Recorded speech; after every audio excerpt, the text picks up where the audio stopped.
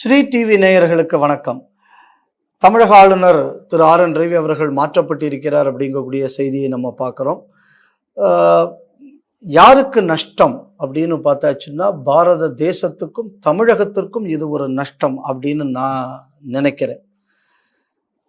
இந்த முறை இருந்த இந்த திராவிட முன்னேற்ற கழக ஆட்சி என்பது பிரிவினைவாதிகளையும் பயங்கரவாதிகளையும் நெய் ஊத்தி வளர்த்த ஒரு ஆட்சியாக நான் பார்க்கிறேன். இதுக்கு ஒரு செக்காக இருந்தது நமது ஆளுநர் அவர்கள். ரெண்டாவது, இந்த வடக்கு தெற்கு அப்படிங்கக்கூடிய ஒரு அரசியலை வைத்துக்கொண்டு பிழைப்பு நடத்தி கொண்டிருந்த இந்த திராவிடத்துக்கு மத்தியில் அதை சேலஞ்சு பண்ணினதும் நம்ம ஆளுநர் அவர்கள். இன்னும் சொல்ல போயாச்சுன்னா, தமிழ் சம்பந்தமான பல விஷயங்களுக்கு அவர் உதவி செய்து வந்தார். இப்படி ஒரு ஆளுநர் மட்டும் இல்லாமல் இருந்திருந்தாச்சுன்னா இன்னைக்கு தமிழ்நாட்டை மொத்தமே இவனுக்கு கூறு போட்டு ஊத்திருப்பானுவ.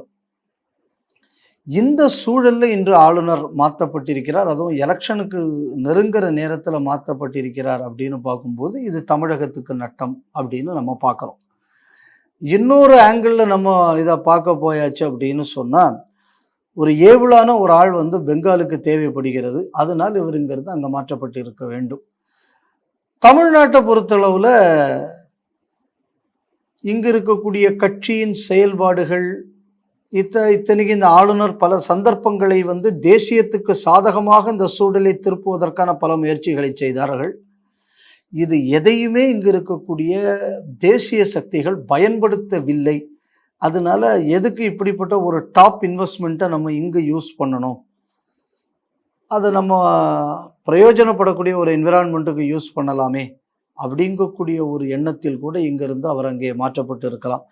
அப்படி அது காரணமாக இருந்திருந்தால் அப்படின்னாலும் தமிழ்நாட்டுக்கு அது ஒரு நஷ்டம்தான். ஏன்னா இப்படி ஒரு ஆதரவான சூழலை ஏற்படுத்தக்கூடிய அளவுக்கு இந்த மாதிரியான ஒருவர் நமக்கு கிடைப்பாரா என்பது ஒரு அடுத்த கேள்விக்குறியான ஒரு விஷயம்தான். அடுத்தது நம்ம எதை கவனிக்கணும் அப்படின்னு சொன்னால், இந்த மாதிரி அதாவது இந்த திராவிட முன்னேற்ற கழகத்துக்கு எதிரான ஒரு சூழல்ங்கிறது கடந்த ஒரு ஆண்டு காலமாக தமிழ்நாட்டில் எல்லா இடத்துலையும் இருந்துகிட்டு இருந்தது. அதை தமிழ்நாடு பிஜேபி சரியாக பயன்படுத்தவில்லை என்பதும் உண்மை. ஸோ அப்படி இருக்கும்போது இப்படிப்பட்ட ஒரு இன்வெஸ்ட்மெண்ட் இந்த மாநிலத்துக்கு தேவையா அப்படிங்கிற ஒரு எண்ணப்போக்கு என்பது அவங்களுக்கு ஏற்படுவதற்கு ஒரு காரணம் இருக்கிறது. ஸோ இது எந்த காரணமாக இருந்தாலும் தமிழகத்துக்கு இது ஒரு மாபெரும் நஷ்டம். இப்போ நீங்கள் பார்த்தீங்க அப்படின்னு சொன்னால், இன்னைக்கு திருக்குறள் இல்லை, இன்னைக்கு இங்கே இருக்கக்கூடிய செம்மொழி ஆய்வு மையம், இதுக்கெல்லாம் அவருக்குள்ள ஆதரவுங்கக்கூடியது பெரிய அளவில் இருந்தது அப்படிங்கக்கூடியதை நம்ம பார்க்குறோம். அடுத்தது, இப்போ தமிழ்நாட்டில் நான் ஏற்கனவே பல வீடியோவில் நான் சொல்லிக்கிட்டு வரக்கூடிய விஷயந்தான் என்னென்னா, மொழியை அடிப்படையாக வைத்த பிரிவினைவாதம், வடக்கு தெற்கு அரசியல், இது தவிர ஜிகாதி பிரிவினைவாதம், இதை மாதிரி மிஷனரிக்குள்ள சில வேலைகள், இதெல்லாம் ரொம்ப ஜரூராக நடந்து கொண்டு இருந்தது. இப்போவும் நடந்துகிட்டு இருக்கு.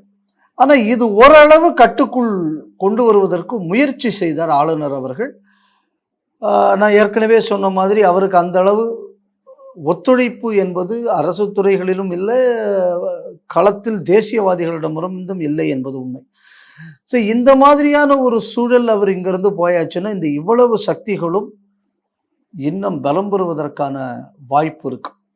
அதனால அடுத்த ஆளுநராக வரக்கூடியவர் இவரையும் கூட ஒரு நல்ல ஒரு சாதுரியம் உள்ளவராகவும் பலம் புரிந்தியவராகவும் இருந்தாச்சுன்னா தான் தமிழ்நாட்டை சமாளிக்க முடியும். ஏன்னா நீங்கள் பார்த்தீங்கன்னா தொடர்ந்து திமுக ஆட்சியில் எப்படியெல்லாம் இந்த ஆளுநர் அவமானப்படுத்தணும், இல்லை எப்படியெல்லாம் அவருக்கு நெருக்கடி கொடுக்கணுங்கக்கூடியதை திட்டமிட்டு செய்தாங்க.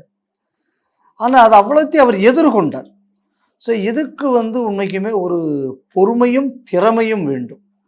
ஸோ அந்த மாதிரி பிரேக் டவுன் ஆகாமல், காம்ப்ரமைஸ் ஆகாமல் இருக்கக்கூடிய அளவுக்கான ஒரு ஆளுநர் தமிழகத்துக்கு வந்தால்தான் திரு ஆர்.என். ரவி அவர்களுக்குள்ள இடத்தை நிரப்ப முடியும்.